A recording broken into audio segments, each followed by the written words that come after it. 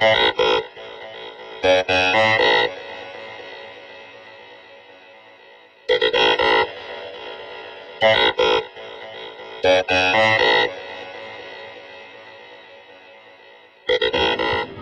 you very much, Mr. Chairman. Inspector Coleman, you're the Inspector General for the Federal Reserve, right?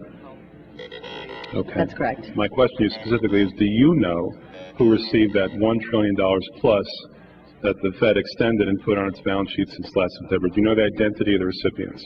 I do not know. We have not looked at that specific area. Well, I have a copy of the Inspector General Act here in front of me, and it says, among other things, that it's your responsibility to conduct and supervise audits and investigations relating to the programs and operations of your agency. That's correct. So I'm asking you if your agency has, in fact, according to Bloomberg, extended $9 trillion in credit, which, by the way, works out to $30,000 to every single man, woman, and child in this country. I'd like to know, if you're not responsible for investigating that, who is?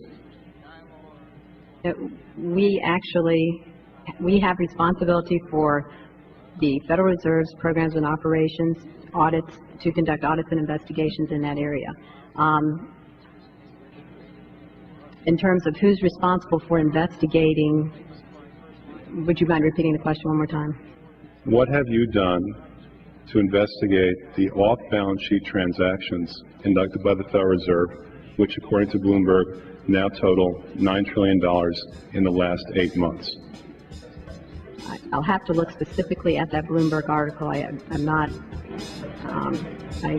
don't know if I have actually seen that particular one. That's not the point. The question is, have you done any investigation or auditing of off-balance sheet transactions conducted by the Federal Reserve?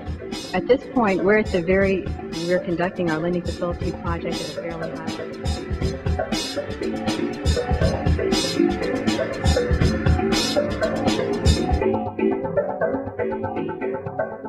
The foundation of modern tyranny theory is the golden rule. The one with the gold makes the rules. Today, private banking families print money and then lend it to the U.S. government. These private interests own the Federal Reserve. This theory asserts that these families are America's actual leaders and ruling class, and that their manipulation of politicians and presidents is legendary. According to this hypothesis, first-term Senator Barack Obama was backed and funded by the banking elite, not only because of his intellect and charisma. His lack of political affiliation meant he would be easy to control. But by far, the most important factor was the color of his skin. The American sensitivity to political correctness provided the cover for allegedly the greatest theft ever against a modern civilization.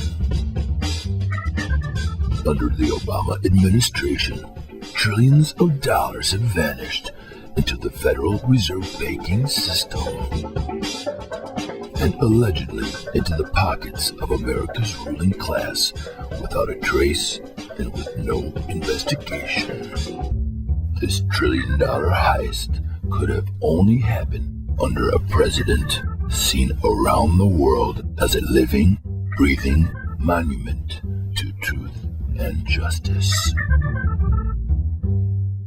This could have not happened under President Johnson, Nixon, Ford, or President Carter, Reagan, Bush 41, Clinton, or Bush 43.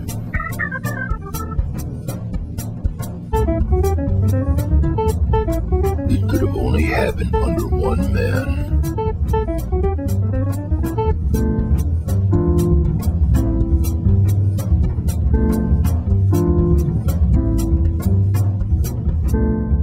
Under George Bush 44.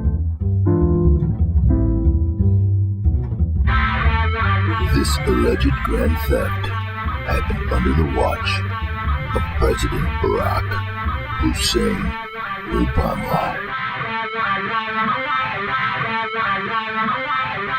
George Bush 44.